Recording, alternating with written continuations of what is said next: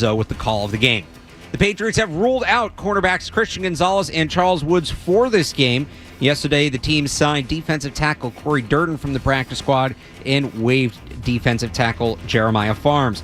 Looking around the NFL this afternoon, other games not in New England. In the 1 o'clock window, Aaron Rodgers returns to New York as the Steelers take on the Jets. The 4 o'clock window, the NFC North season kicks off with the Lions visiting the Packers. Tonight, in an AFC heavyweight matchup, the Ravens take on the Bills, and Week 1 wraps up tomorrow night with the Vikings taking on the Bears. Wild day in college football yesterday. Multiple ranked teams going down to unranked opponents. Number 12 Arizona State lost to Mississippi State. Number 13 Florida lost to South Florida.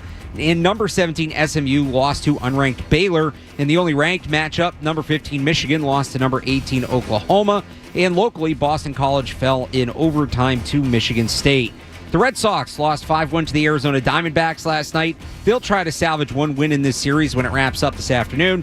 And the Revolution lost 3-2 to the Chicago Fire FC last night. Sports Hub headlines are brought to you by Safety Insurance, providing comprehensive coverage for your auto, home, and business.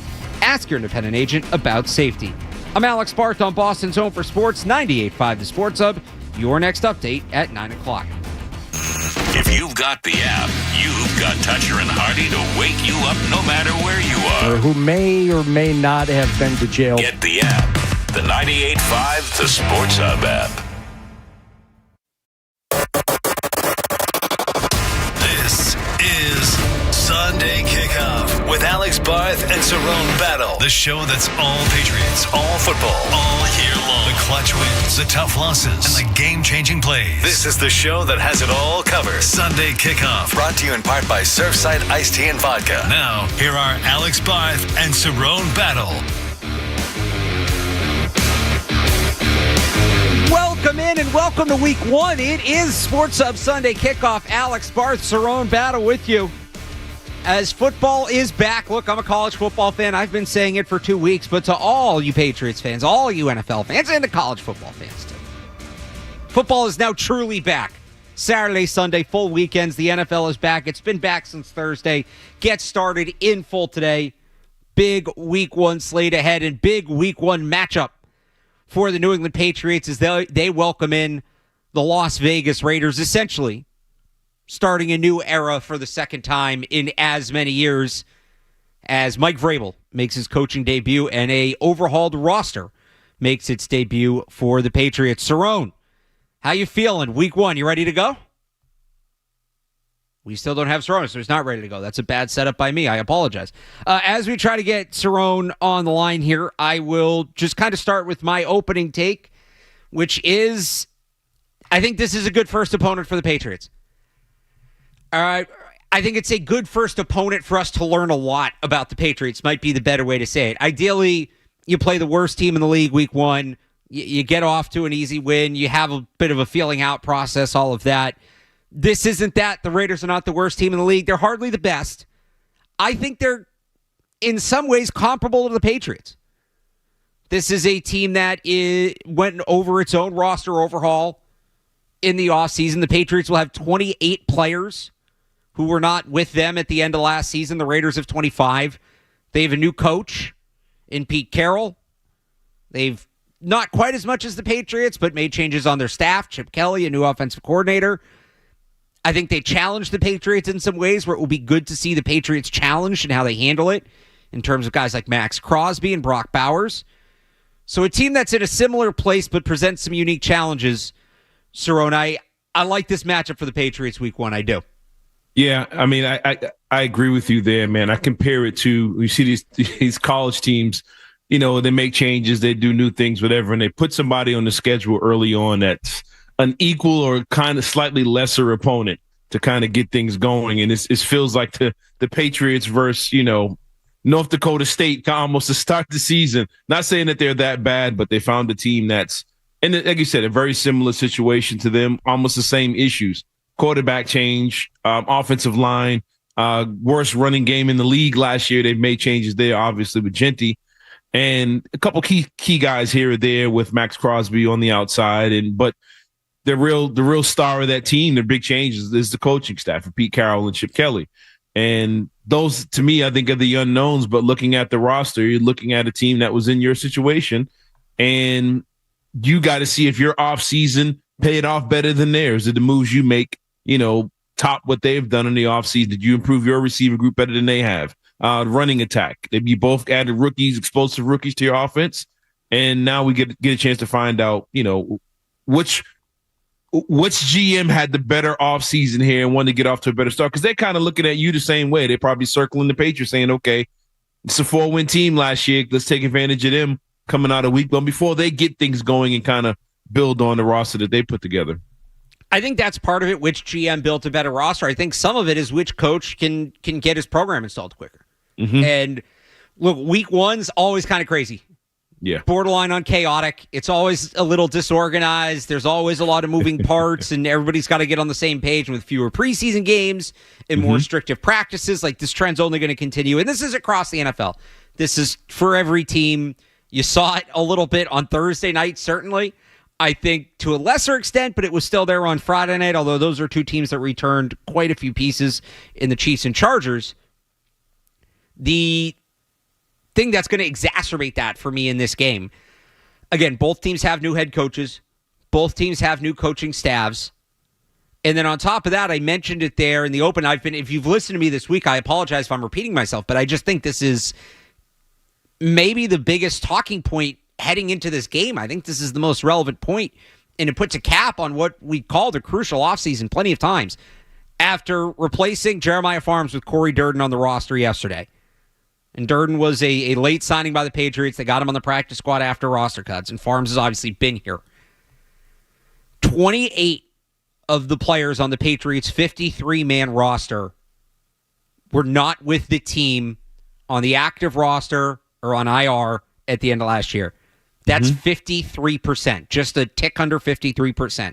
If you remember, back to January, I was saying, and I'm going off what the usual numbers are, but I'll put my hand up and say I was wrong on this one. I was saying if you get to 40%, that's a strong offseason in terms of turnover. Yeah. You can turn over 40% of the roster. Patriots come in at 53%. The Raiders are just a shade under 50. I think after Amari Cooper got let go, I believe that number is 20. Well, Amari Cooper wasn't with them anyway. They're at 25 or 26. I forget the exact number. But they also have significant turnover. So it's a lot of new faces, players, coaches on both sides. And how is that going to bear out in this game?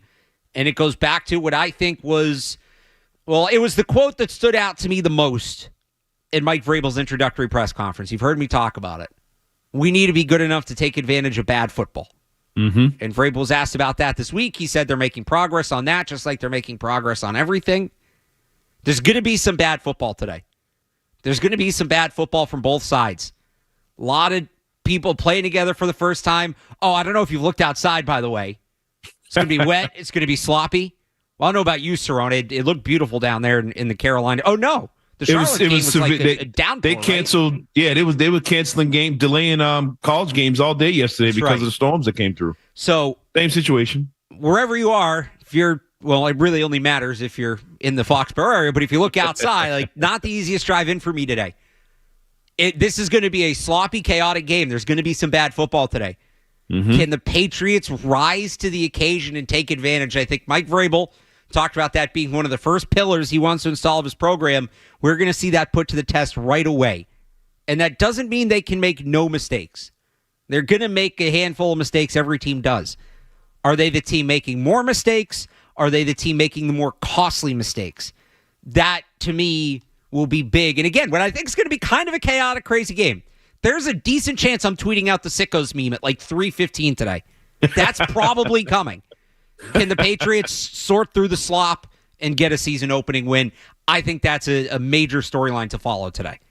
Yeah, I mean it's the great equalizer, man. I mean you can have the perfect game plan and all that, but once that weather hits, it throws everything off. And you're playing it goes for Vegas as well. It's a West Coast team coming east. That's a good point. A dome team. They don't have the capabilities of practicing in bad weather where you do. You know, how many times do you think Geno Smith's thrown a wet football since July? Obviously did it in Seattle, but Not yet. Probably hasn't done it since. I doubt they've probably had any rain to really deal with, out there in Vegas.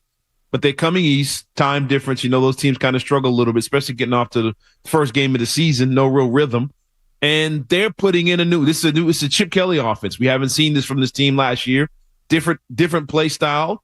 Pete Carroll, what he's going to try and do defensively. But it's a lot of unknowns with Vegas, and they're being thrown into I won't say a difficult situation, but it's a challenging one for them as well. But again, you have to eliminate the turnovers. You can't have fumbles. You can't have great drives, end in holding calls, delay of games, things like that. Takes 7 off the board. Now you're kicking field goals. Kicking field goals in these elements. You don't want to put yourself in those positions.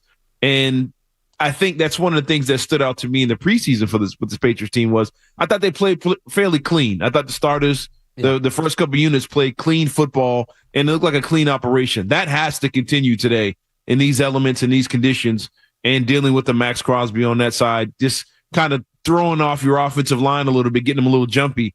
So I think they just have to be clean. And I think if they play a clean football game, it doesn't have to be perfect. They play clean. I think they can win this game. You mentioned the kicker in there, rookie kicker, Andy Borgalis. Yeah. Now, he's kicked in the rain in Miami plenty of times, but it's a little chilly today up here. I don't think it's supposed to get above like 60, 61 degrees, so we'll see. That's cold to him. Rookie long snapper as well. Like, how's that operation going to look? These are all things on the margins to look for today. There's going to be a big game on the margins. Kickoff, the new kickoff rule. We saw that come into play, certainly, in those last couple games. The kickoff is no longer, I'm going to go get a snack. I'm going to go run to the bathroom. I'll catch him first and 10. It's going to be touchback. No. These are crucial plays now. They can, really, you're talking about a 10 to 20-yard difference in average starting field position if you're good at this play or not on both sides.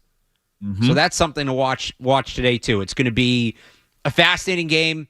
Again, where I went off the top, I think you always learn a lot in week one, and then you get to play that fun game of what's real and what's not, because as we learned last year, week one can be deceiving at times.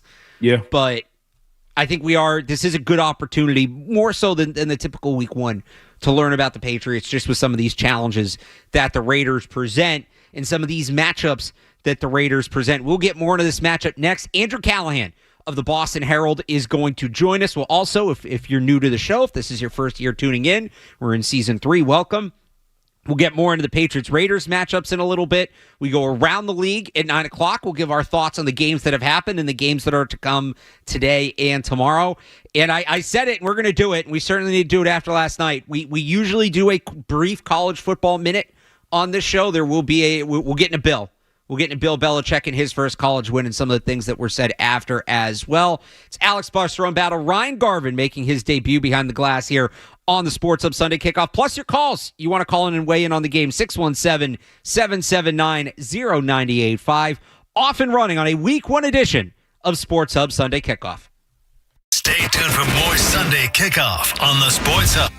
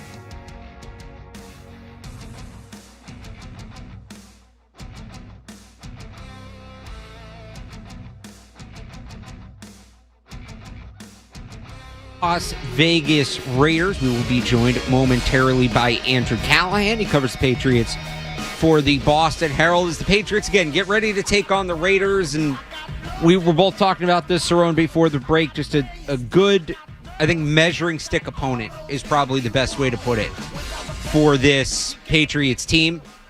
A Raiders team that I think you can stack the Patriots up against kind of 1-for-1 and say, okay, the Raiders are a fringy playoff team.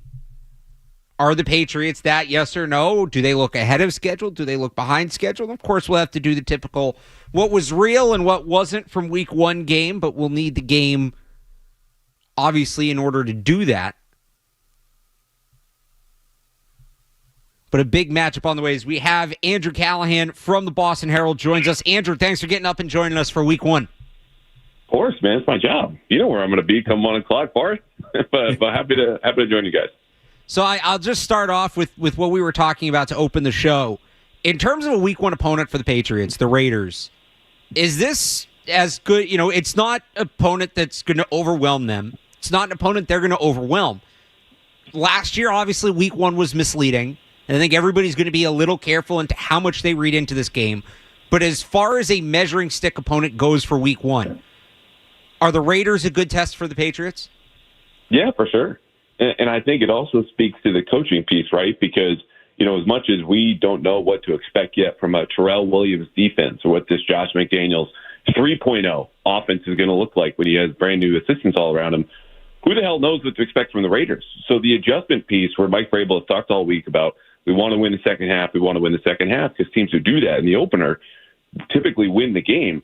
That's going to show us how much of an improvement we're going to see. And there will be some improvement, obviously, but going from the end of Belichick and start and end of Mayo to Vrabel, where we're all counting on the clock management to be better, the game plans and the adjustments, those all come into play in a big, big way today. Looking at this team, last time they faced the quarterback there, Geno Smith was, obviously week 2 last year after Cincinnati. He came in here and lit them up, but he had a better supporting cast around them. Do you think this team will be more prepared or more well-equipped to handle a veteran quarterback like Geno Smith? Do you think he can really challenge the secondary of this Patriots team? Yeah, I think he definitely can. It's just a matter of who he's throwing to, right? Because I think, if Christian Gonzalez is healthy, and that's obviously a wholly separate conversation, Brock Bowers would be seeing a lot of him on third down. And what that means then is you're funneling the ball to Jacoby Myers. You probably would see Carlton Davis. And if you're the Patriots, you feel great about those matchups against their two best pass catchers. Now, instead, of course, you're not going to have a shadow of anyone on Brock Bowers on third down. You'll have to contend with him on early downs. And Geno Smith is someone who historically has done a very good job of putting the ball where he wants. Like, he's not a top 10 quarterback, but in terms of accuracy, he's absolutely in there. So you have to make sure he either makes a mistake with a pick or that you're having him go to places he doesn't want to go. Play left-handed, as some used to say. And we don't know how the Patriots will do in that until, of course, we see it today. On that side of the ball, the Patriots run defense. And it's rainy, it's a little sloppy. You figure the Raiders are going to try to come out and establish the run. It was an issue for them at times last year. Milton Williams, Kyrus Tonga, Robert Spillane, some of these new additions will be right in the middle of that. How do you feel about the Patriots' run defense going into this game? It feels, I don't want to say shaky because we haven't seen anything, right, Alex? But it's a piece to me when you look at, all of the players you just listed. Milton Williams was listed as a below-average run defender last year in Philly in a part-time basis. And granted, we all know he was there at pass rush, but he's going to be there as a three-down player. What does that look like? I don't know. Christian Barmore basically hasn't played tackle football aside from a couple of misguided Sundays last year in more than a year. What does that look like? I'm not sure. And then K'Lavon Chaisson, who was my favorite player to watch in camp because I think he was arguably their best defender with Christian Gonzalez off, is still more of a pass rusher than run defender. So we know the Raiders want to pound the rock. You don't draft Ashton Genty not to run the ball. And I think they're eager to find out and probably feel confident, just given all those unknowns, that they should be able to move the ball against the Patriots, but we'll see. Do you expect a different, in the preseason and stuff like that, they play pretty vanilla defense. What do you expect from this new coordinator and this Patriots defense? Do you think they're going to be very aggressive? Do you think they're going to try and attack Geno Smith and attack this run game by sending pressure and trusting their guys to play man behind them? Do you expect this Patriots team, I would say sit on their heels, but do you expect them to be ultra aggressive going after with the weather conditions and things like that. Okay, use the weather as almost like another defender, but do you see them going after Geno Smith and going after Genty and putting pressure on that bad Raiders offensive line? Yeah, I think there's two types of pressure, right? Cerrone, you've got like the play calling where we would always associate. I think you're suggesting like blitzing, send a ton of numbers. It's wet. Just go in there, stuff the run, get after the quarterback. And then there's the mindset piece. This is going to be the most aggressive defense from a mindset standpoint than I think many Patriots have ever seen. And what I mean by that is the way that they are just going to try to blow stuff up at the line of scrimmage. This is not a two-gap controlled type of front. So to the aggressive point, yes and no. This is also a defense that structurally is going to prefer to place them too high, and that because their base coverage instead of cover 1 or cover 3, which we see a lot of Bill Belichick, is going to be, quarters. And what that means is you can sometimes get 9 guys into the run, but ultimately you're trying to protect against the deep pass. And if Mike Vrabel feels more confident in his coaching ability, I just give reasons to doubt the run defense immediately. The Titans were always really, really good against the run. They had very different personnel. It depends what his expectations are, but I do not expect heavy amount of blitzing here today because I think they count on what they've drilled and done in the past to kind of carry them through. Yeah, we're talking to Andrew Callahan. He covers the Patriots for the Boston Herald. Going into first game of year 2, obviously a crucial year 2 for any quarterback. Drake May looking to take the jump. What do you expect from him today? Do you think they're going to put it all on his plate? Do you think we maybe get them easing him into the offense more over the first few weeks? Obviously, the weather probably going to be a factor today to some extent, but how much do you see Drake May really shouldering this offense early on? Obviously, the quarterback's going to shoulder the offense, but relative to average. Yeah, it's a good question because I really think, as silly as this might sound, that if you're Josh McDaniels, the rain might really factor into his decision-making here today because they've spent all spring and summer trying to get Drake to understand 2 things. You need to take your first open read. I don't care if it's a slant or a bubble or, a small in cut, whatever it might be. Take that guy. He's open. You're looking for open receivers. And the second is to protect the ball. So obviously the rain is not going to help him protect the ball. But aside from my thought there and kind of gut feeling, all the quotes we've heard have indicated that McDaniels is really impressed. He's like, May has kept up. He's not repeating mistakes. Obviously, you'll see mistakes here today. But I think if you want to get to the best version of this offense, where Drake May can call any audible, shift any protection, reroute any receiver, you got to let him do that from the get-go. So by the time you get to December and you're playing Buffalo or Baltimore or whomever, like he's got every call at his disposal because that's the ultimate power of this offense.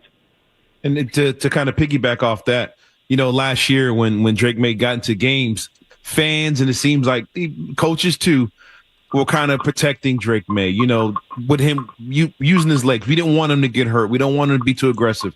We want him to, keep it simple and not turn the ball over, things like that. Do you think this Patriots staff will allow Drake May to be closer to what he was in college? And what I mean by that was in the run game, he was almost a kamikaze. He was head first. He was diving. He was very great. He was Josh Allen. Do you think this staff will allow him to use his legs and be aggressive early on? Throwing the football in the weather is hard, but do you think they're going to allow him to be himself and let him really just play football? Yeah, they're going to try to curb some of those, I call it like wild stallion tendencies, right? You call it kamikaze. But I'll put it like this. Last year we all know the Patriots called 0.0 designed runs for the quarterback. I bet by the end of today, they're probably over 1.5. How about that? I think that'd be a good number, especially, again, considering the conditions.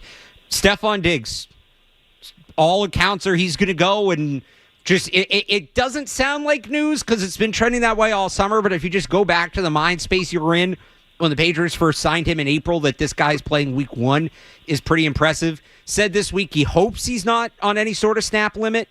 He said that would be up to the coaching staff. Josh McDaniels said he expects to have him. Are we going to see full go Stefon Diggs today? I think so. But, full go meaning like he's running every single route. He's healthy enough and explosive enough to separate.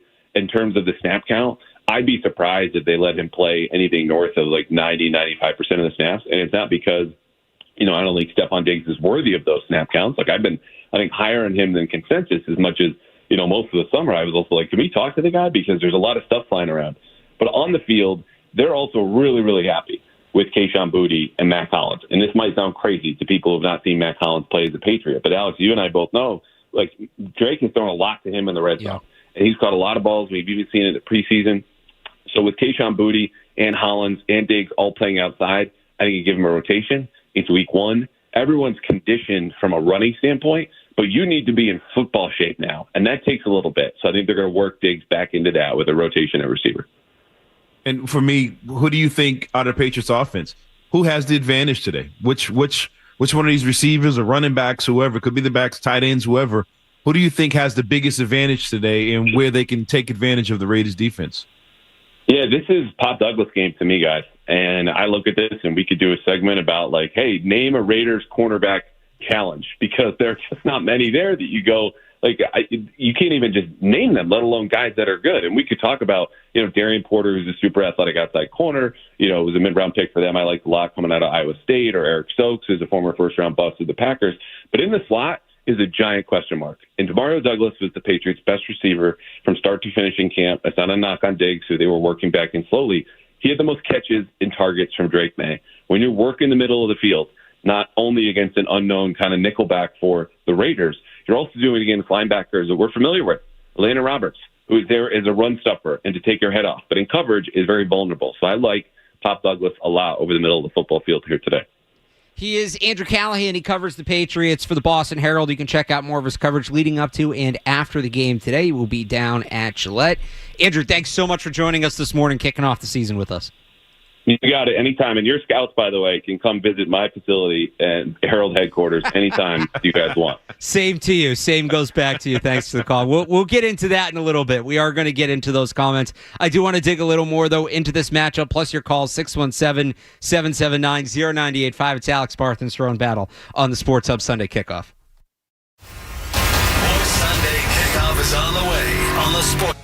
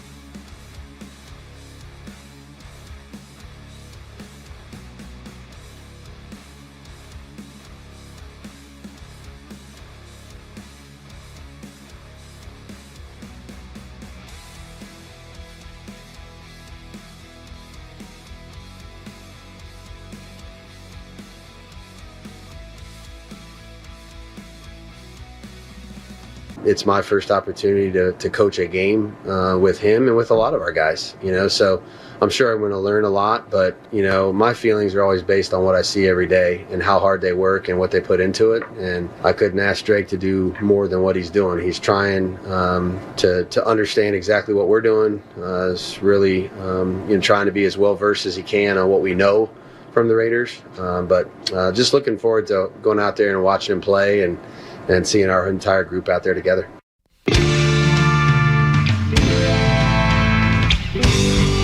You heard it from Andrew Callahan. The Patriots have been happy with what they've seen from Drake May. You heard it right there. Josh McDaniels himself high on the second-year quarterback as he enters his second year. It's Alex Barth and Cerrone Battle on Sports Hub Sunday Kickoff.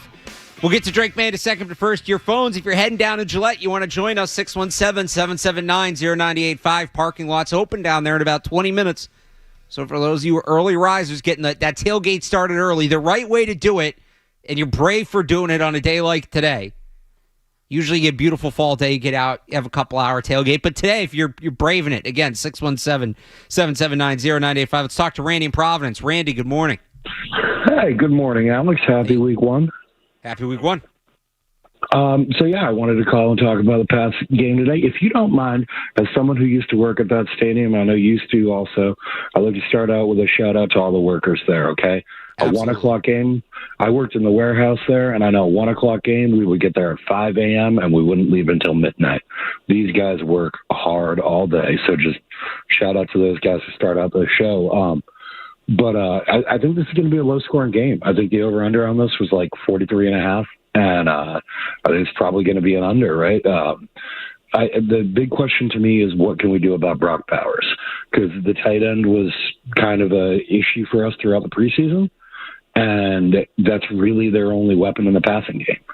I think they clearly don't have a lot of confidence in their wide receivers. They kick the tires on the professional corpse of Amari Cooper over the past couple of weeks. And I think they were kind of looked to me like they were doing anything that they could to not start one of their rookies. And now they've got one out there. They've got Besh behind him who hasn't won a starting role. And this is Ashton Genty's first game, I think, maybe ever in the Eastern time zone. I think it's going to be a low-scoring game. I'm curious what you think about the story. I saw a story pop off last night on my phone about Patriots scouts not being disallowed from UNC games. Yeah, thanks for the call, Randy. We're going to get into all that. That is basically the rest of the show, the Patriots matchups, and we'll get into some Bill Belichick as well. So taking it one step at a time, and just to bring it back to Drake May in the low-scoring game, because I want the tagline said expecting a low-scoring game today. I'm with him. I don't think that he said the total's 43.5. I have it as 44 here. I think that's about right. It's probably going to be close within that. I don't think this is going to be a 40-point total where it's 30-10. I think they're probably going to be neck and neck. Last year, and even in a camp, one of the big issues, maybe the big issue for Drake May, I think the bigger issue is the turnovers, but these kind of go hand in hand. Making plays late in close games. Pulling away late in close games. People are going to throw out that stat. 0 game-winning drives in the fourth quarter. Should have had the one in Tennessee, probably. But that's still just one. Yeah. How do you feel about Drake May? Let's say it's... All right, I'm going to give you two scenarios. Patriots are down 20-17, 2.5 minutes to go. They get the ball on the 20-yard line. Drake May, how do you feel?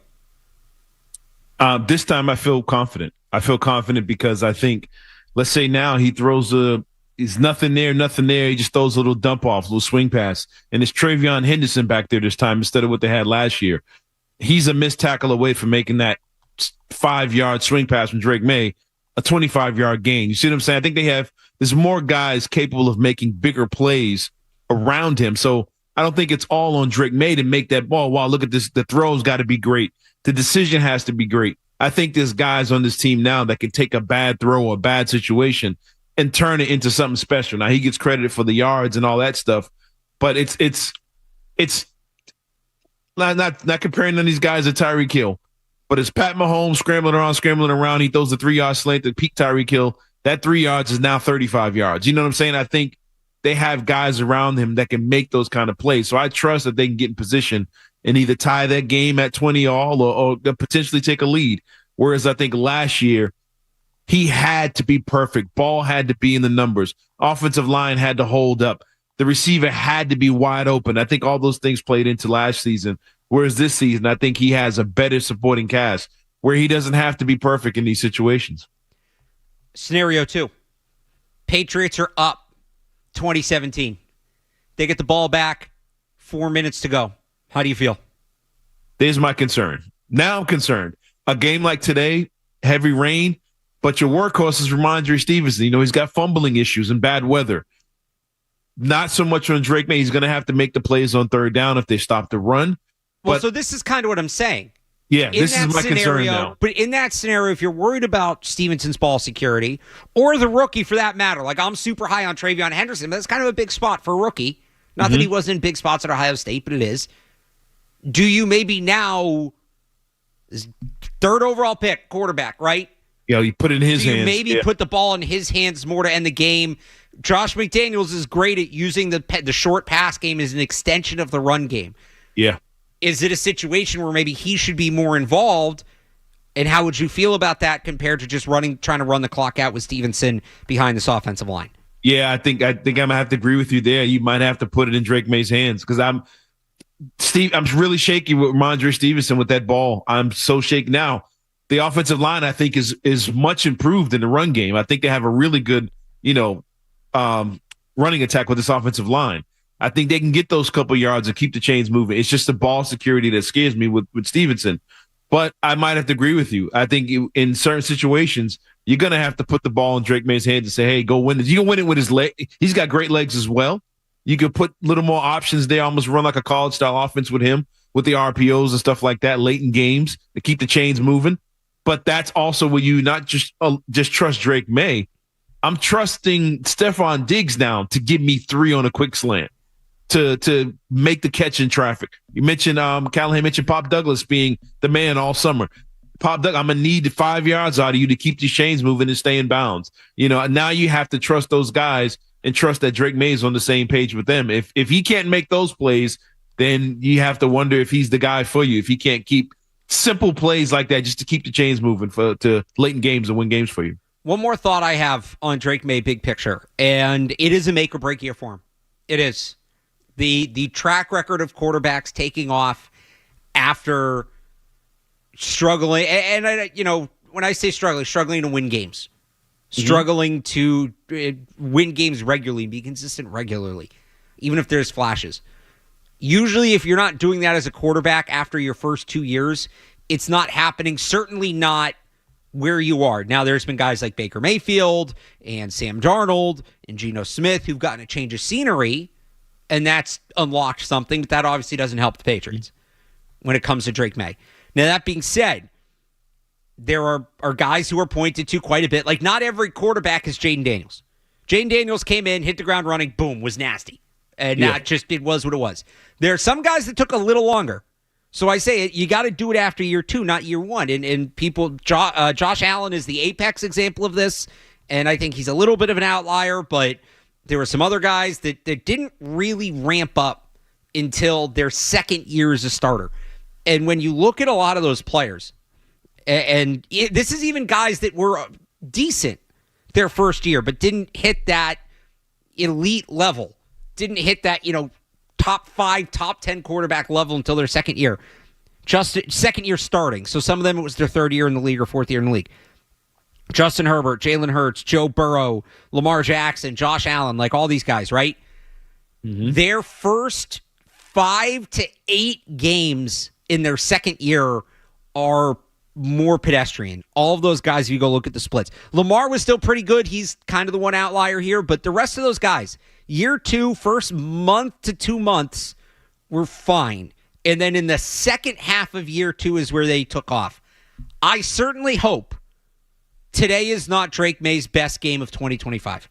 And that's not to say I want him to be bad today. I obviously don't. And now this is year 3, so it's little apples and oranges. But remember we had a really, really, really good opener, and we all thought he was going to be the guy a couple years ago? put up 300 yards on the Philadelphia Eagles. And Mac Jones, I see Ryan Garvin mouthing back there. And I remember saying at the time, like, okay, this is great, but this can't be it. So I do think there's a little room for Drake May to have a feeling out process over the first month and a half. And trust me, if he's struggling, when we get on here around Halloween, I'm going to be citing this statistic again and saying it's now or never for him to turn it on. But I'm just watching Drake May through that lens today. How comfortable does he look? Where's his comfortability in the offense? Where's his chemistry with the receivers? Acknowledging that there probably is a 5 to 8 game ramp up, and the Drake May we see today will not ultimately be the Drake May we get over the course of the season.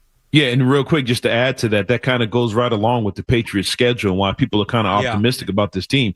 You get into October and you get this stretch with the Saints, Titans, and Browns. That's where he's got Drake make it take off. That's exactly. And then the key will be, okay, he's going to look great in those games. Yep. Or this should be the goal. He looks great in those games. Like he looks like a top 5 pick. And you're going to have a lot of people saying, well, it's the Saints, Titans, and Browns. Of course he looks good. What does it matter? And then you come out of that stretch and he carries that play over. Yep. That, to me, is what I want to see from Drake May. Just get comfortable. Don't suck. Just get comfortable for the first month. Learn the new receivers. Learn the new offense. Get into that stretch. Dominate.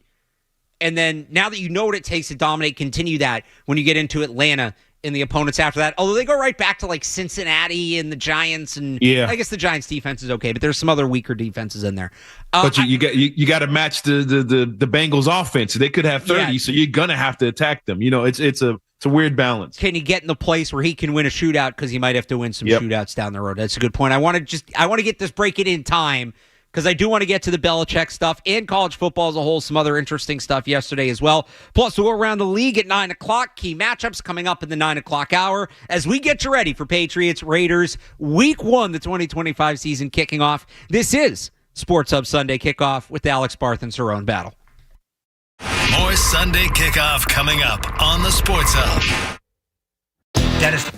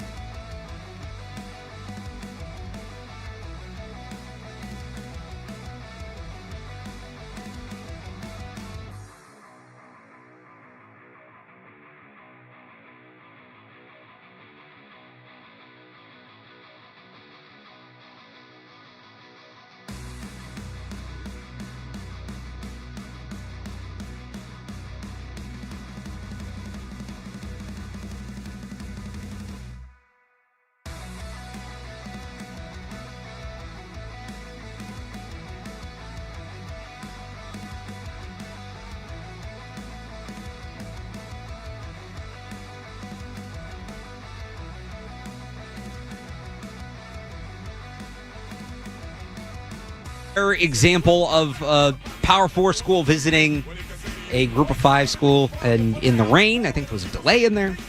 Belichick gets the win after a week where he made headlines elsewhere. The initial reporting from a couple places earlier in the week that Patriots scouts were not allowed access to North Carolina. Now, it's not uncommon. College teams will let NFL scouts watch practice, maybe even talk to players. Like, that happens. It's an early part of the pre-draft process. There was a report out of Arizona State this week. The Patriots scouts were there. So this is not some unusual request. And for what it's worth, it's been reported that league-wide, while other teams have some access, it is significantly restricted compared to what most schools will give, which is an interesting strategy for a coach that's setting his program up to be this gateway to the NFL. That's the pitch, right, for UNC. Mm-hmm. You come here, we will get you ready for the NFL. We will prepare you for the NFL. We will help your draft stock more than anybody else. Oh, but we're going to really restrict the NFL teams from talking to you. And in this one case, the Patriots, even though there's really only 2 or 3 draftable players this year, like fringe draftable players on UNC. But again, Patriot scouts banned. Mike Vrabel was asked about it on Friday. Here's what he had to say. Bill Belichick banning your scouts from UNC. Oh, no, that's an individual choice. And, we'll cross that bridge, when we start looking at players. I want to focus on our football team, and that's their prerogative, to make the decisions that they feel like are best for them. And then we'll have to find other ways to get the information for any players that we want to look at North Carolina. That's a great answer, frankly, for Mike Vrabel. And you get right from the beginning, no. And he makes it about the players, right? Because that's what people have pointed out, and it's fair. You're hurting the kids. Yeah. And the limited access, even beyond the Patriots, it's not just NFL scouts. It's UFL scouts. It's CFL scouts. And people might roll their eyes at that, but that's a job playing professional football. Yep. Which is what a lot of these kids, they probably would rather play in the NFL, but you get a job playing professional football, you'll take it, right? And Vrabel makes it about the kids. We'll get the information some way, somehow, when we need to get the information, and we'll learn what we need to learn about them. So that was Vrabel on it. Late last night, you might have missed this. Bill was asked specifically about limiting access to Patriot scouts. Here's what he had to say. Coach, congrats on the first win. Thank you. I'm curious, and this is away from the game, but we haven't heard from you yet on this. Obviously, reports this week of New England Patriot scouts being banned from practice. Just want to give you the opportunity to comment on that and provide some sort of explanation on that. Yeah, well, no, it's clear that I'm not welcome there around their facility, and so they're not welcome in ours. Pretty simple. Not a totally surprising answer. There's a report from ESPN that when they called UNC and asked for comment, Mike Lombardi basically told them good luck and hang up the phone. I think that was the quote, good luck or something like that. So Bill clearly, and this comes, Robert Kraft last week talked about putting a statue up for Bill Belichick next to Tom Brady. So thank you. Maybe Bill missed that. I don't know. Maybe he thinks that was just lip service from Kraft. Who knows? Whether or not he is welcome back is a debate in and of itself. But just overall, Cerrone, I'm curious on your end. You're down there. You're around UNC. What had 2 weeks in the Bill Belichick experience? You get blown out by TCU. They come back, they win, but the big story this week is about the scouting access. What has people's response been to the Bill Belichick era so far? I think the scouting situation has been a bigger thing than losing to TCU. I think a lot of the fans, as serious fans, were expecting, TCU game to be a tough game. They weren't expecting them to win. They had them losing that game, not losing the way they did now. That's different. But I think a lot of serious fans knew that was a tough game for them to win. TCU was bringing back returning a lot of guys, a lot of veterans on that team, whatever, and you flipped your roster over. But the comments, the situation with the Patriots scouts has been a bigger story because they look at it through the lens of the students. They look at it through the lens of recruiting. How do you think of you're a parent of one of these kids? How are you looking at UNC on recruiting visits if you know that 2 weeks into the season they're talking about blocking, certain teams from coming to scout your players. And like you said, UNC is a school that people look at as an opportunity to go pro.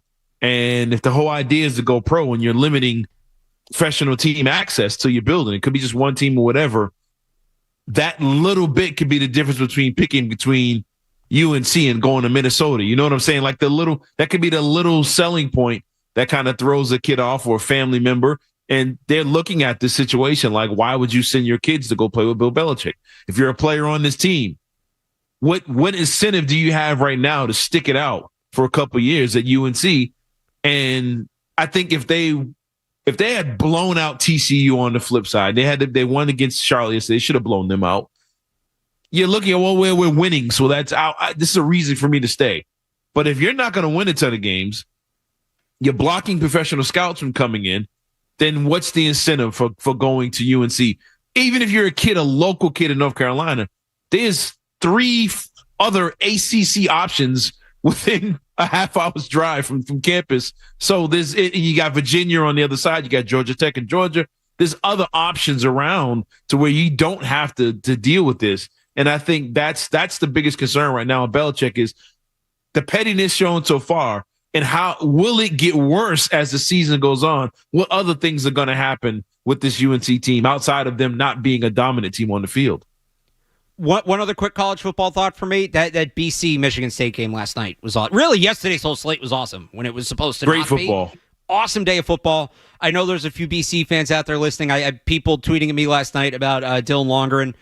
He was good. He was good, and he's very good. That's a tough loss.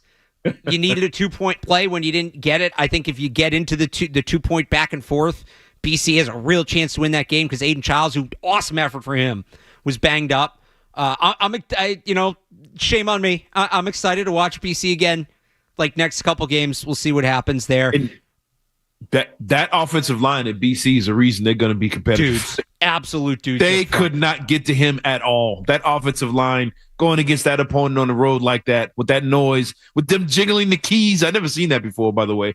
But with them being able to handle the pressure being on the road with that noise and that environment for that long, they were giving him all kinds of time to throw that football. And that offensive line, like BC of old, that's going to be the reason they're competitive in the ACC. All right, quick college football thought there for you. We'll get back to the Patriots. We also have to go around the NFL.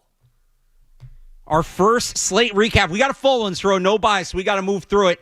We'll take you around the NFL week 1 after these headlines, 90 seconds, no commercials on the Sports Hub Sunday Kickoff. From the Telfair Tire Studios, WBZ-FM and HD1. It's not just the games. It's Toucher and Hardy, Zolak and Bertrand, Felger and Maz, Joe Murray. For Boston sports fans, it's 98.5, the Sports Hub. Beasley Media Group Station. Essential Sports Hub headline, presented by Celsius Energy Drinks. Football season is here. The New England Patriots kick off their 2025 campaign at home this afternoon against the Las Vegas Raiders at 1 o'clock. Pre-game coverage begins at 10 right here on 98.5, the Sports Hub. The Patriots have ruled out cornerbacks Christian Gonzalez and Charles Woods for this game. Yesterday, the team signed defensive tackle Corey Durden off their practice squad. Making room, they waived defensive tackle Jeremiah Farms. Elsewhere around the NFL in the 1 o'clock window, it is the Steelers and Jets as Aaron Rodgers returns to New York. NFC North battle in the 4 o'clock window as the Lions visit the Packers. Tonight, AFC heavyweight bout as the Ravens take on the Bills. Week 1 wraps up tomorrow night with the Vikings taking on the Bears. Wild day in college football yesterday. Multiple ranked teams losing to unranked opponents. Number 12, Arizona State. Number 13, Florida. And number 17, SMU all go down. Meanwhile, number 15, Michigan lost to number 18, Oklahoma in the only ranked matchup of the day. Locally, Boston College fell in double overtime to Michigan State. The Red Sox lost 5-1 to the Arizona Diamondbacks last night. They'll try to salvage one win in this series this afternoon. And the Revolution lost 3-2 to Chicago Fire FC last night. Sports Hub headlines are brought to you by Awaken 180, a no-risk, all-rewards path to real weight loss. If you're not happy with your results in the first week, get 100% of your money back. Awaken180weightloss.com. I'm Alex Barth on Boston's Home for Sports, 98.5 The Sports Hub, your next update during Patriots pregame. To us, Boston pride runs deep. I'm a Bostonian! This is Boston's Home for Sports. Bow, bow, bow! 98.5 The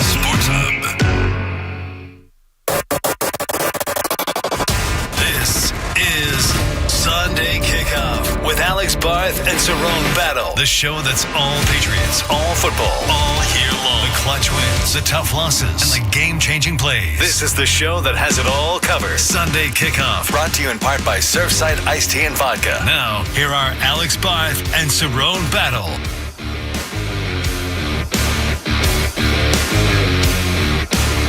All right, week 1 in the NFL, full slate. Let's get to it. Pick a target. You pick it. Take your pick. Pick me. I did not pick. There was no pick. Pick him up. You pick him up. Pick. I pick. Pick me. Take the teams. Pick one, jerk. 16 games to get to, Cerrone. Let's get to it. We'll start off on Thursday night with the Cowboys and the Eagles. We'll get to these. We're designing bad plays, or we're designing bad concepts. Eagles win this one 24-20 on opening night. We got a spit ejection. We got a rain delay. We had a little bit of everything. I just enjoyed it as an opener. I think that's my big takeaway. It was a good opening game. I enjoyed it too, and I think Dallas is going to be better than people initially thought. I thought they played a pretty good game. One other game in the books, the Chargers and Chiefs. That dad bod, man. That was down in Brazil. How about the Chargers? How about Justin Herbert holding on late? That franchise to win 27-21. Boy, Herbert looked a little different, didn't he?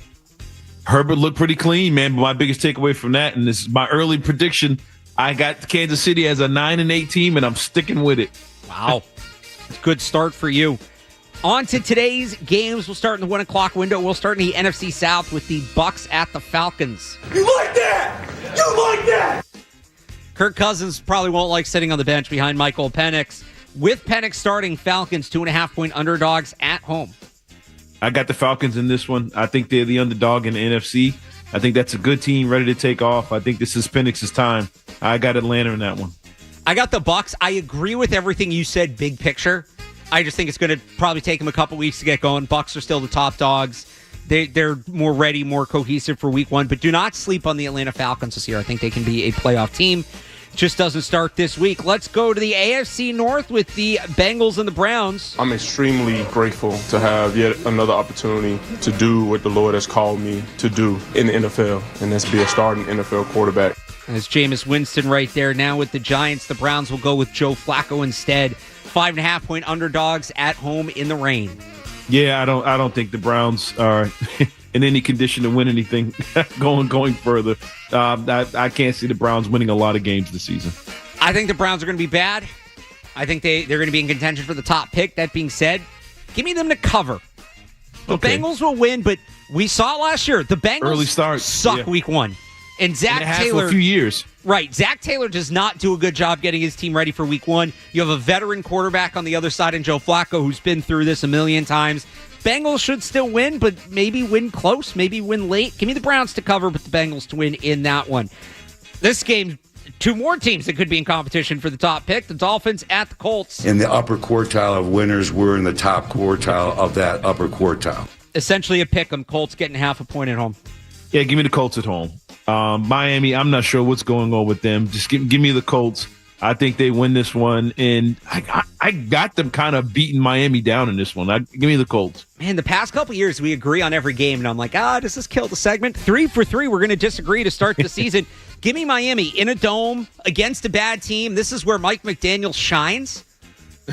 We'll see what Daniel Jones ultimately gives the Colts, and they have some good receivers, and how long Tua lasts behind that brutal offensive line. But it's a controlled environment against a bad team. This is what Mike McDaniel is for. Don't you dare put any adversity in front of his football team, because he will crumble. But this is a pretty low adverse game. The Dolphins are generally pretty good in those. Give me the Dolphins. Let's head down to the 297 expansion teams, the Panthers and the Jaguars. Put them on the table. Let them hang.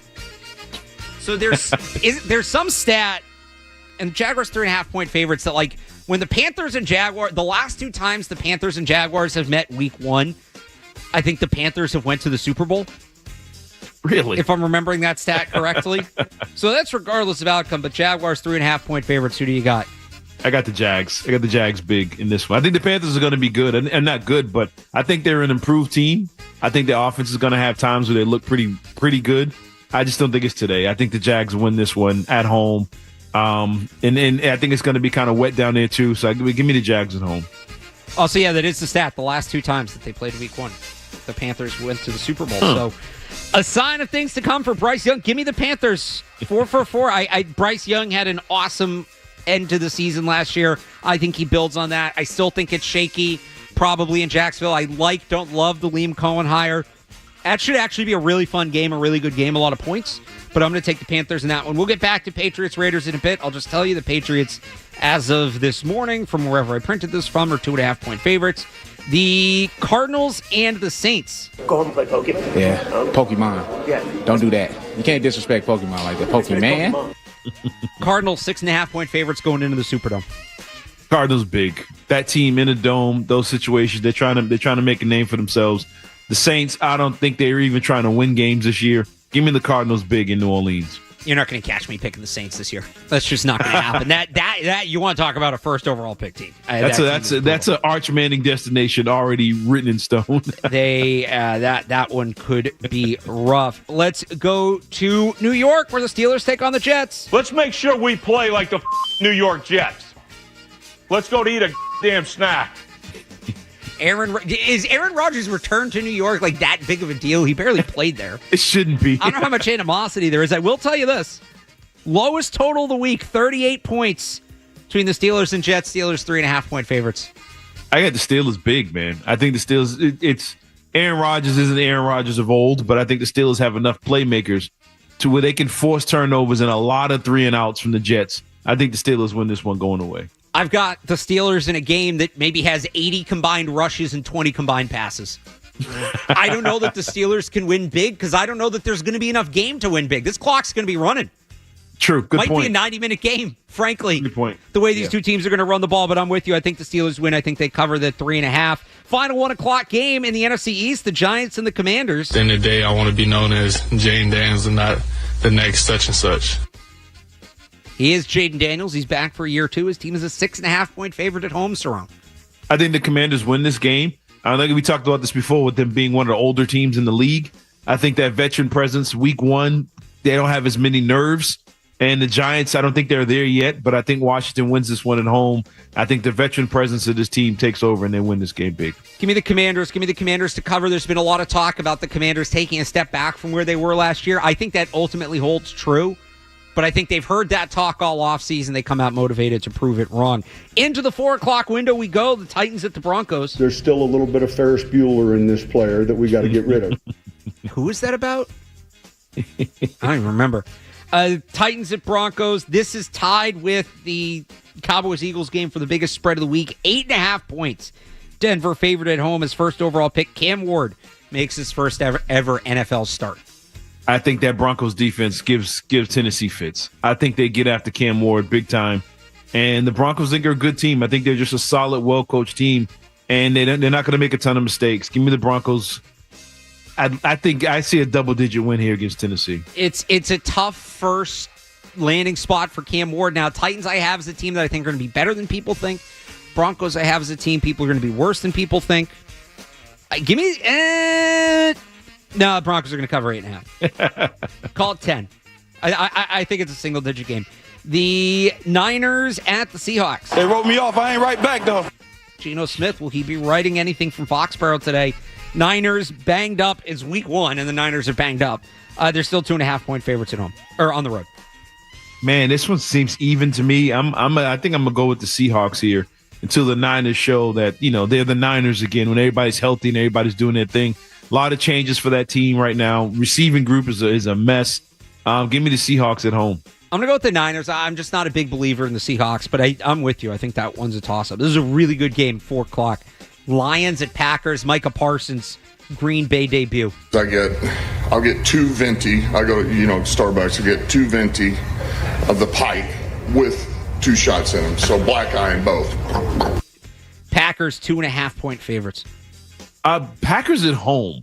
Only reason I'm picking them is because they're at home. They're not in that dome. I think this is a potential, NFC championship matchup here. I think the Packers are a really good team, pretty balanced team. I think the Packers will win this one at home, but I do see the Lions still being really, really dominant team. But now the question about the Lions is, what does the offense look like without Ben Johnson? I think that's the thing everybody wants to see. And their defense without Aaron Glenn. Defense, right? All the changes with the coaching staff. Give me the Packers this time around, but we'll see when they play each other again in Detroit. Give me the Packers. I'm fascinated to see what Dan Campbell does with his new coordinators. Final game, the 4 o'clock window, Texans at the Rams. All right, bring him down in short motion and get the Halle Berry. Halle Berry, come out with some depth out of this. Rams, 3.5-point favorites. People are high on the Rams. I'm not really big on them. I think the Texans win this game. I love Stroud. I love what he's been doing. I think Stroud goes in week 1 and takes it to the Rams, and Stafford's still getting shots in his back and stuff like that. I don't know how long that holds up. They look good on paper, but I think the Texans win this game. I'm with you on all that. With you on all of that. Give me the Texans in this one. I know they're a little banged up at wide receiver, but I think Houston pulls off the win. Tonight, highest total of the week, 50.5 points between the Ravens and Bills. Ravens, 1.5-point favorites on the road. Man, I got Lamar Jackson and Flowers on my fantasy team, so I'm picking the Ravens big tonight. But no, I think honestly, I think the Bills win this game. I think they win this one at home. Probably sloppy conditions up there in Buffalo, and this is a good matchup. This is the one everybody wants to see. But I think Josh Allen Lamar Jackson thing is a fascinating thing to see. But give me the Bills only because they're at home in a close one. Last year's MVP versus last year's should have been MVP.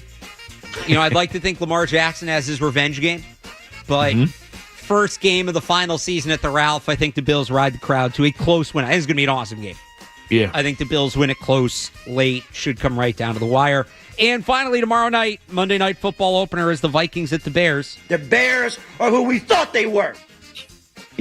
Vikings 1.5-point favorites going into Soldier Field. Give me the Bears. Really? I expect different things from the. Give me the Bears. A lot on the Vikings. I got to see J.J. McCarthy in real action, man. I got to see him play. I think him not playing last year, he's like, this is his rookie season. I want to see what he looks like, and I want to see if they allow him to sling it around against the Bears defense. He's going to be real conservative. But give me the Bears at home against the Vikings. I'm not a believer in J.J. McCarthy. Did you see that hit piece? Yeah, not really hit piece, but the background on Caleb Williams' rookie year and the Bears and the coaching issues, and they were laughing at the Drake May tape, didn't consider him a first-round prospect? Yeah, I mean, come on, man. If I'm the Bears, and it's a new coaching staff, I'm printing that out and putting it up in his locker. I'm also, by the way, I'm printing that out and putting it up in Drake May's locker. If I'm Mike Ravens. Absolutely, yeah. Here's what they're saying about you, right? So I have the Vikings going in, taking the win. I'm not as high on the Bears as others. That is your week 1 slate. Obviously, no buys. For those of you new to the show, we do this each and every week, so we'll keep you posted. Back to Patriots-Raiders, though, next. It's Alex Barth and Cerrone Battle on Sports Hub Sunday Kickoff. Stay tuned for more Sunday Kickoff on the Sports Hub. Hey.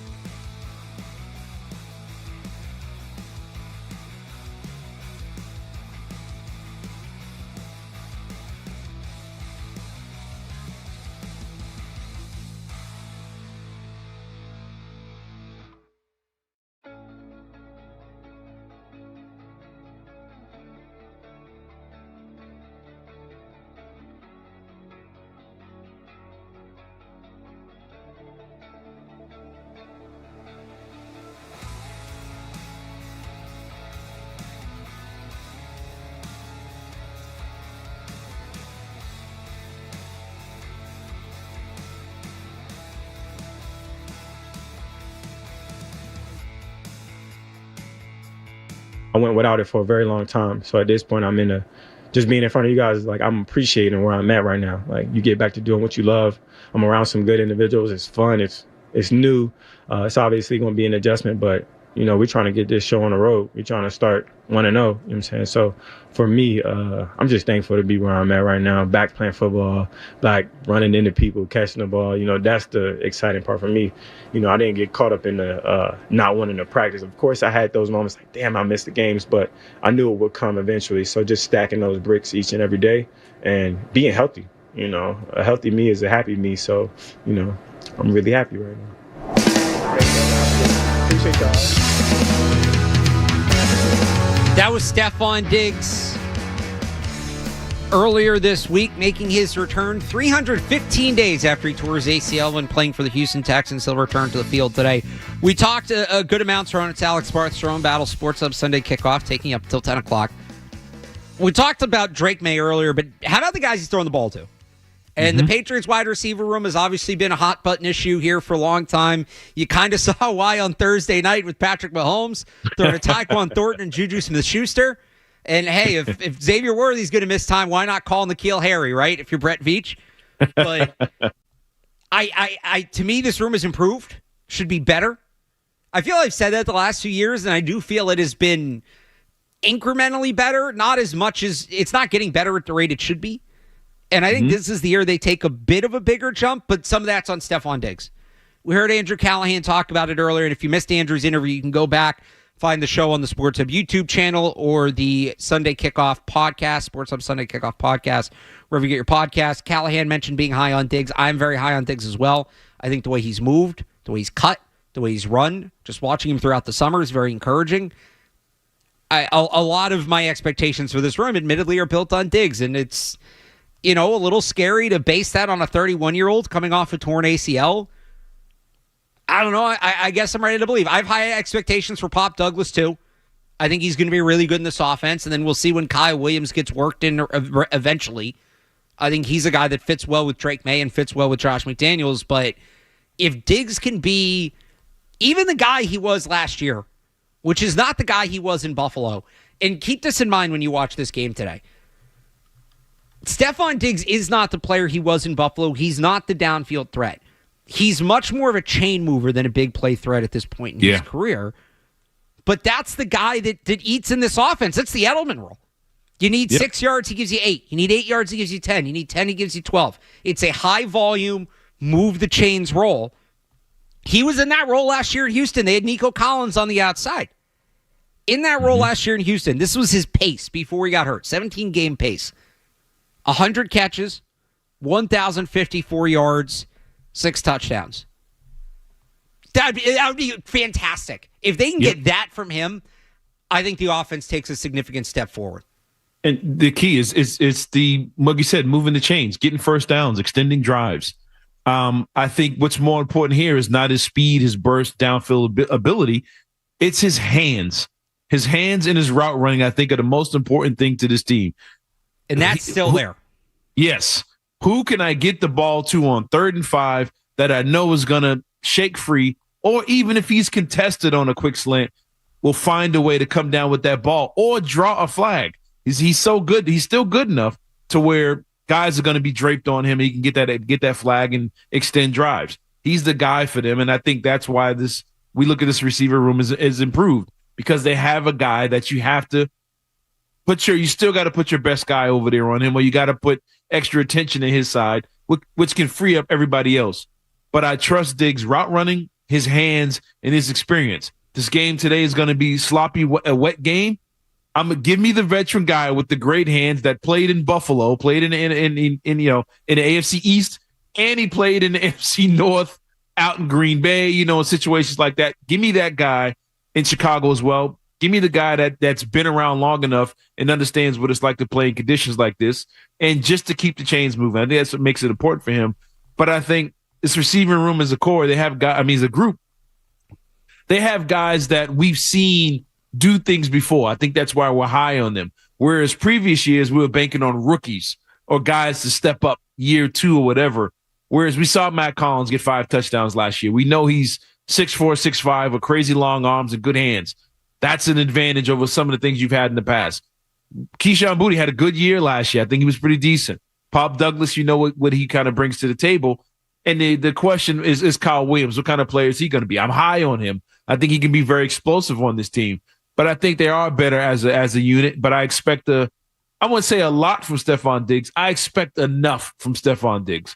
I expect him to get those first downs, keep drives moving. Yeah, I don't think he's going to get the big crazy stats or anything like that. I think Pop Douglas is going to be their number one guy this year. But I expect Stefon Diggs to be very important to this offense and just doing the little things that keep them on the field.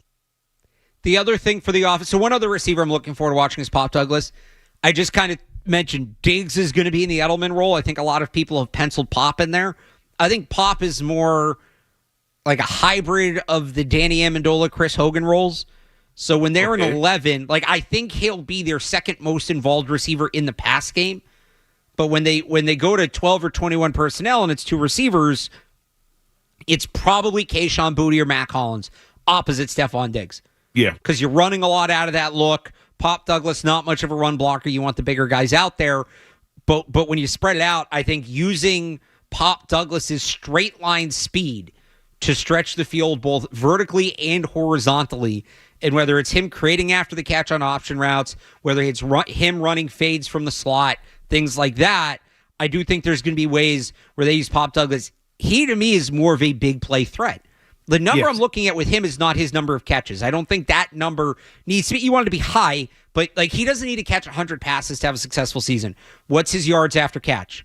What percentage of his catches go for first downs? Things like that.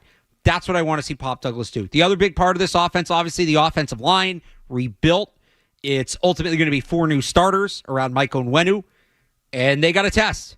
They've got a test in this Raiders front. It's Max Crosby, but it's not all Max Crosby.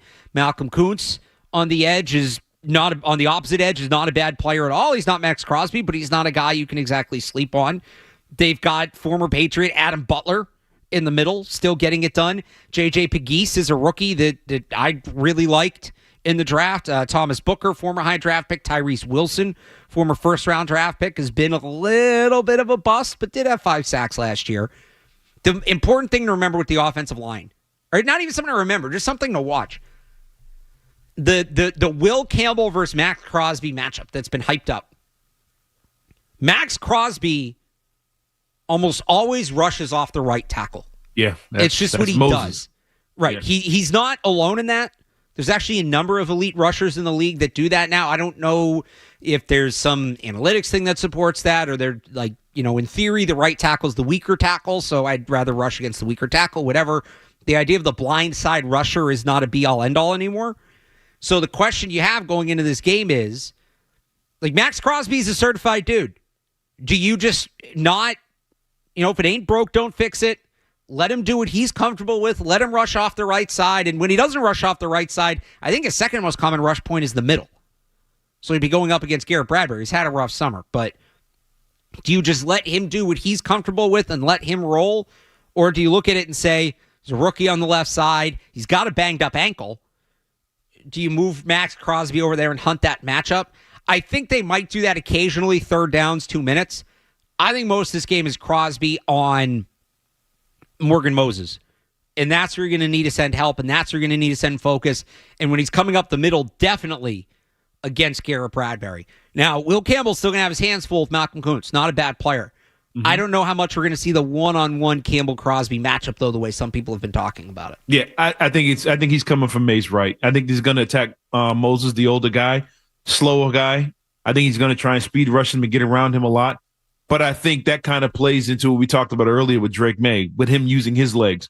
Drake May now will have the vision to see Max Crosby. Hopefully he's not paying too much attention to that, not downfield, but he'll be able to see Crosby coming free or whatever and be able to make the right adjustments and moves or get out of the pocket, whatever.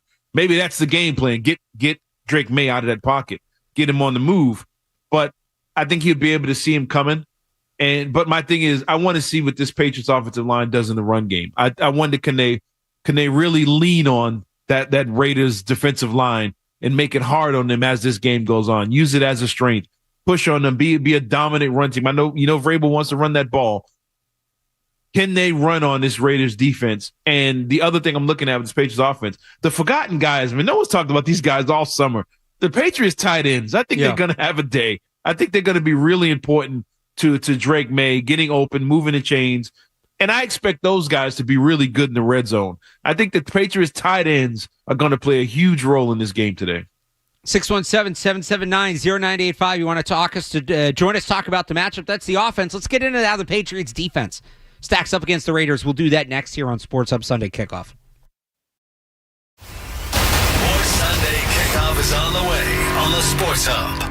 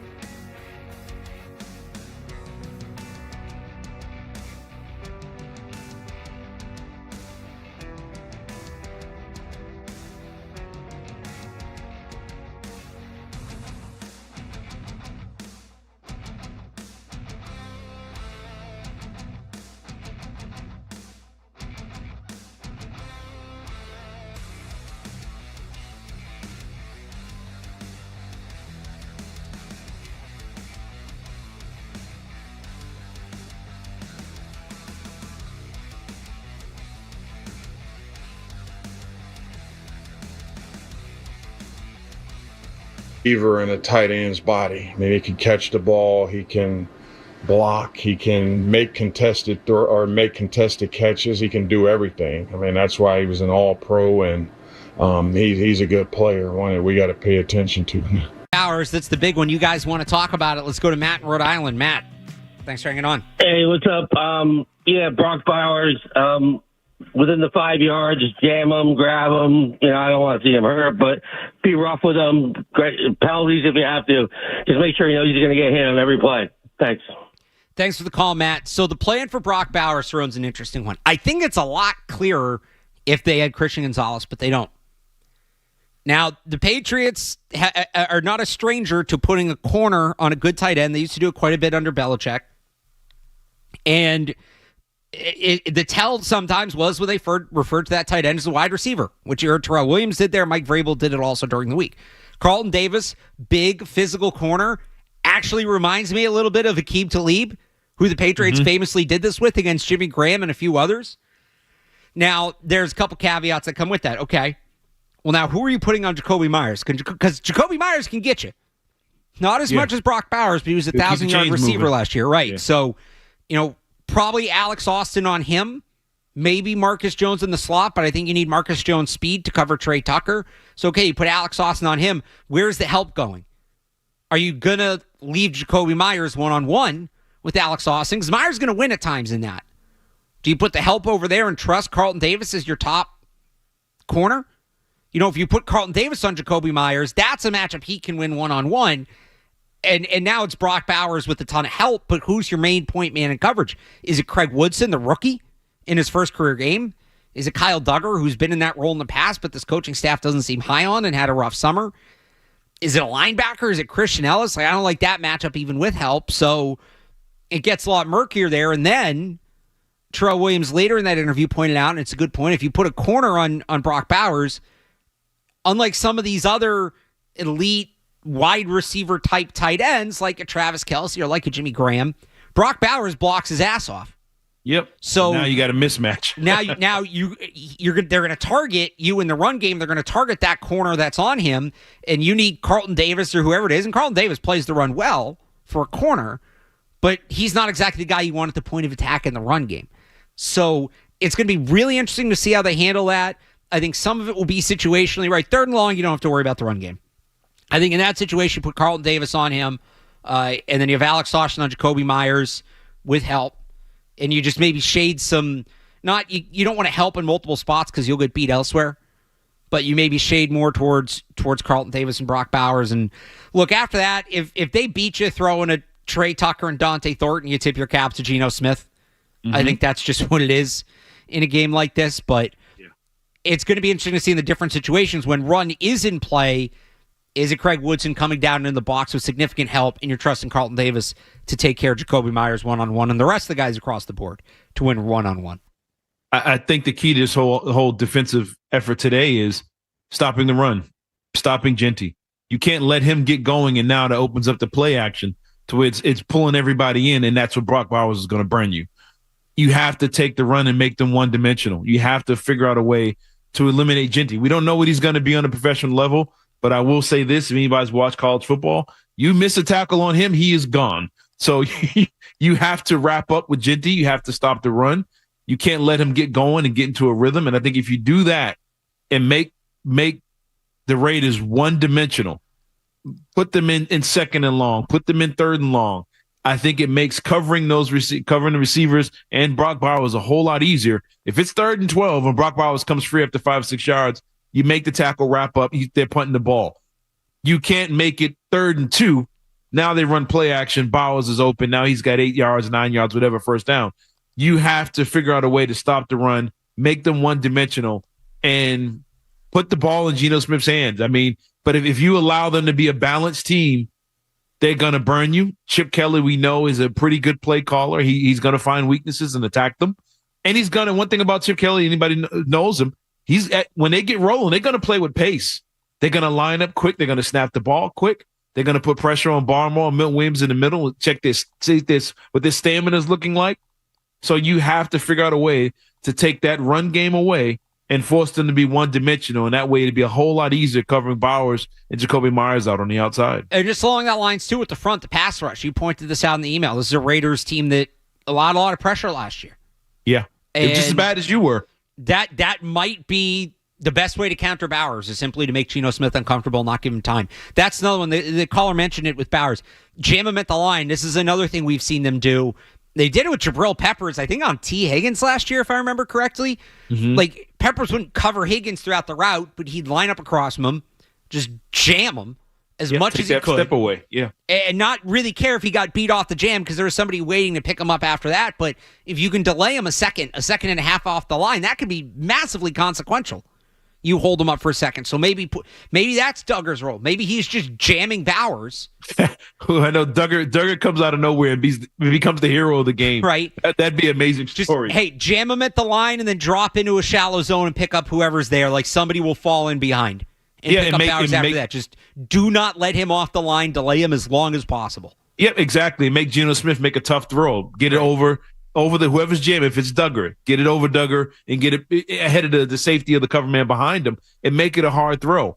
And I got, like you mentioned, I put in the email, Raiders offensive line was just as bad as yours last year. That's a huge question mark for them, and I don't think they improved it a lot. I don't think they made a lot of significant moves that improved that offensive line a bit. Well, we'll find out. Time will tell. But if you attack this offensive line, the Raiders were dead last in the run. They allowed 50 sacks last year.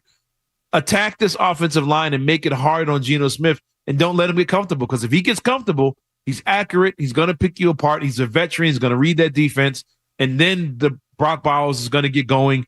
And if they get a lead, then you're going to find out what Genty was all about. So attack this offensive line and make it hard on them and hard to run this football.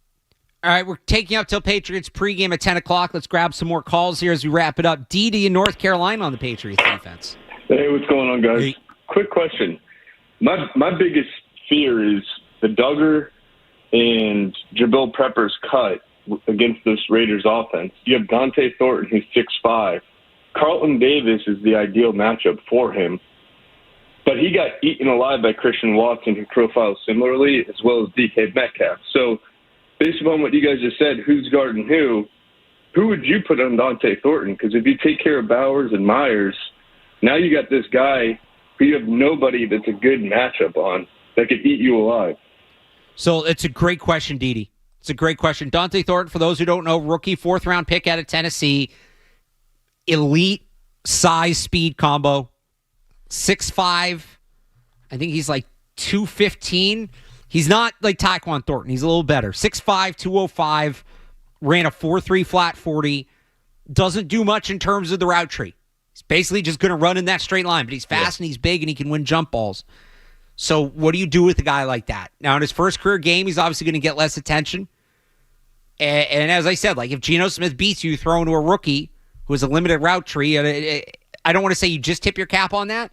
You obviously want to try to stop it, but I'm not worried as much about him as I am Bowers and Myers. I think those are the two guys you contain first and foremost. When it comes to Thornton, I think you're probably looking at DJ James. Marcus Jones has the speed, but he doesn't have the size. Like Alex Austin has the size, but he doesn't have the speed. James is a good middle ground. He's not, one of the fastest corners in the league, but he's fast. I characterize him as fast, and he's 6 feet tall. So he can compete at the catch point. He should be able to kind of get up there with Thornton. And then you mentioned the cuts with the safeties, or the cut of Peppers and then Duggar just having less of a role. Those guys are box safeties. The key player with Thornton might actually be Jalen Hawkins. Now, this depends. He might be helping on Bowers, but in theory, as a deep safety, he's going to be the guy that his job is just to make sure nobody gets behind him. So DJ James with Jalen Hawkins over the top, not allowing Dante Thornton to take the top off the defense. Those would be the guys you're watching. Yeah. But, if you're going to have that safety crashing down to help with Bowers, now you're putting a lot on DJ James' plate. And with Thornton, he's, like I said, he's Mac Hollins with wheels. He's a fast Mac Hollins, but he's not a big production guy. And somebody mentioned this about Genty early on about not playing in the East Coast, whatever. This kid's Tennessee kid. I don't know if he's been in the East Coast. Yeah, he's from Maryland. He played at Oregon. Oh, yeah. You get he's going to be right at home in this. Yeah, this is wet conditions, whatever. But I want to see if he has all the physical traits. Right. But now you find out if he has the skills, the ball skills to make these catches in tight situations, tight conditions. Yeah, you might not have a guy who's big enough on him, but if you have somebody up under him, which sometimes is harder for a receiver to have a guy up in his space, can he pull the ball in? Can he make the catches? Can Geno make those tight throws downfield in this situation? And does he have the time to allow for him to get downfield and get in position to make those plays? I think, it all comes down to what the front seven does up front to throw Geno off his rhythm and don't allow these bigger receivers to burn you downfield. Tony in the car. Tony, good morning. Hey, how you doing? Hey. I'm listening to you guys talk about Stefon Diggs and getting excited, and I'm excited for him too. But I mean, can't we agree that like when they signed him, he's a 31-year-old receiver. You're trying to give him his last gasp and have a great season, and they didn't even know he was going to be ready for the first game of the season with the ACL. Like, why would he play today? Like, I'm fearful of that. Like, you got 16 more games after this one. This one's probably going to be one in the trenches anyway. Like, I just think it could be a recipe for disaster with the conditions. I'm driving in it right now. It's a mess out there.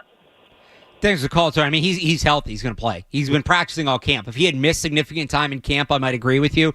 I think they're probably past that point of managing the knee to that extent. Football players got to play football games, and I think that's where they are with him at this point. Right, that's the key. He has to play. I mean, you just can't, and you can't be afraid of it's the weather, the conditions. Right. It's New England. It could be bad every single game you play the rest of the season. I mean, if snow, slippery conditions, yeah, maybe, but I don't think the rain's going to bother him that much. And again, he's not an explosive downfield guy anymore. But if he's healthy, he wants to play. He's passed everything. The doctors 100% clear him. You can't look at him and say, you know what? I think we're going to just sit you out because it's the first game. It's wet, whatever. No, you're trying to win games, and every game is just as important. First game is important as the last game. You got to figure out a way to stack wins and get his rest during the game. Get him his breaks. Like you say, he doesn't have to play 90% of the snaps, but if he plays a decent amount, I think he still gets the rest and he still gets the reps. So I think you have to put him out there. Ross in New Hampshire on the offense. Ross. Yeah, no, kind of similar to the Diggs question. Do you think Ramondre Stevenson's role is going to be lessened this year, given the draft of Travion Henderson? Thanks for the call, Ross. I'm going to go to Eric and Hingham, too. I think he has a similar question. Eric. Yeah, I was just wondering who goes for more yards, Travion Henderson or Ashton Jeanty? Okay, so the good question. Subject line said best running back today. I thought he meant for the Patriots. On Stevenson. Stevenson's still going to play. Travion Henderson and Mike Reese actually wrote something about this morning. If you check out his notes, Travion Henderson's not a bell cow back. He's not a 25 touch a game back. Mm-hmm. So you still need that early down ground and pound guy. As long as he can hold on to the ball, Stevenson is underrated in that role. As long as he can hold on to the ball, which he has to do, you're still going to see plenty of Ramondre Stevenson today, this year, less than you have the last few years. And I think they ran him into the ground the last few years, so that's a good thing. But you're still going to see him. Who has more yards today, Stevenson or Jeanty? Jeanty, because Genty's not a guy that should be splitting carries. You use the sixth pick in the draft at a running back. And by the way, the rest of their room, Dylan Lauby, who I like, but is more of a kick returner. Raheem Mostert, who, at 33, what does he have left? And even if he is good, those kind of players don't usually play well in these conditions. And then Zamir White, who's just a depth backup running back. Like, it's going to be Ramondre Stevenson. Ramondre Stevenson is a 25 to 30 touch a game back. So it should be Stevenson. Who has more rushing yards total? Maybe the Patriots. Because I think they might be a little more committed to it. And I think there's going to be more 3-and-outs from Vegas. Yeah, I think left situations. Jeanty probably has more rushing yards overall. All right. Those are some small-scale predictions. How about big-scale predictions? Who wins today? We got to give some scores. We'll do that next as we wrap up the show. It's Alex Barth and Cerrone Battle on Sports Hub Sunday Kickoff. More Sunday Kickoff coming up on the Sports Hub.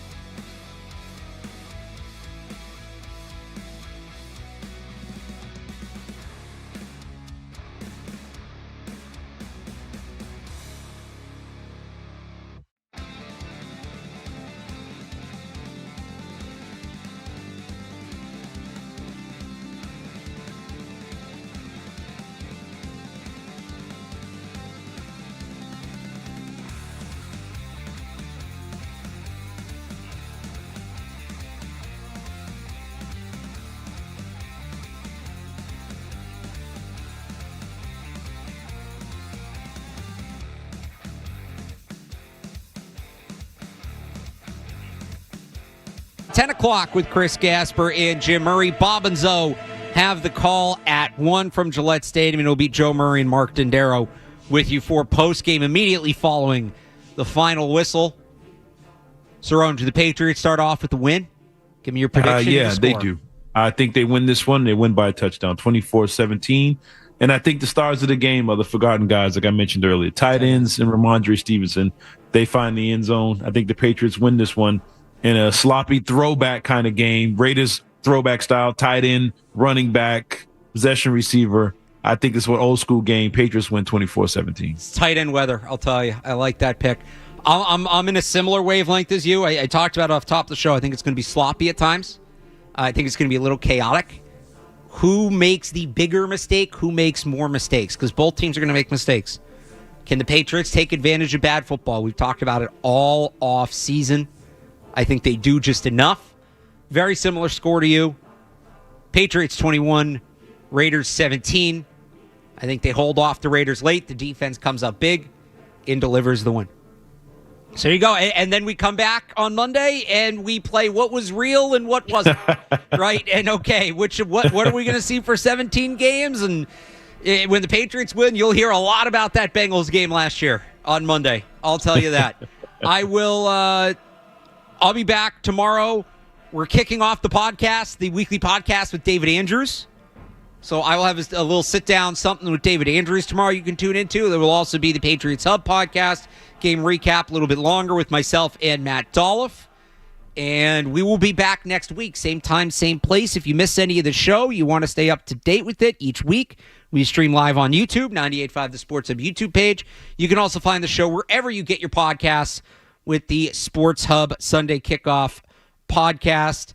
So we'll have that coming all week. Ryan Garvin, great job in the debut, leading us in this one. Ryan will be our producer for the year, so I think didn't really notice much of a change, which I think is a good thing, I would say. Oh, good. I'm glad to hear it. There you go. So if you're heading down to Gillette today, enjoy the tailgate if you can. I know it's maybe not the most ideal day for it, but hey, football's back. Take advantage of that. What are you expecting from the crowd today? I think there's more excitement for this team than there's been in a few years. How much does the rain dampen it? Old New England, we don't care if it's a little cold and rainy. You'd still get a plenty wild crowd down there, plenty ruckus crowd. What are you expecting from the crowd today, real quick? I expect them to be loud. I expect them to be really fired up. Like I said, this is the most anticipated probably Patriots season in probably 4 or 5 years. So I expect them to be really fired up with high expectations today. I got to go down there, see what it's going to look like. I'll be down there. I'll have your coverage with Matt Dolph, 98.5thesportshub.com for all of that. Until next week, enjoy the game, everybody. From the Telfair Tire Studios, WBC FM and HD1. It's not just the games. It's Toucher and Hardy, Zolak and Bertrand, Felger and Maz, Joe Murray. For Boston sports fans, it's 98.5 The Sports Hub. Beasley Media Group Station. This is Patriots Preview, driven by the stylish Honda Accord. Contact your local New England Honda dealers to learn more or shop online at newengland.hondadealers.com. The snap to May, back 2 steps, looks to the end zone. He pumps. Drake May eludes a defender, running to his left, looking to the end zone, trying to keep the play alive. Falling down, he throws to the end zone. It's caught! He's got it! Touchdown! Ramondre Stevenson! Oh my gosh, Drake May! The Patriots are brought to you by Safety Insurance, Catches Law, Shaw's and Star Market, Oakers Technologies, your New England Honda dealers, Credit Union's Kids at Heart, Town Fair Tire, Clinton Savings Bank, and by Valvoline Instant Oil Change. Trips to the left, Tango Bailoa unloads a deep ball down the left side for Hill. It's going to be intercepted. Leaping Gonzalez picks it off. Also brought to you by your New England Ford dealers, Eastern Propane and Oil, Comcast Business, Massachusetts Energy Marketers Association, Drains by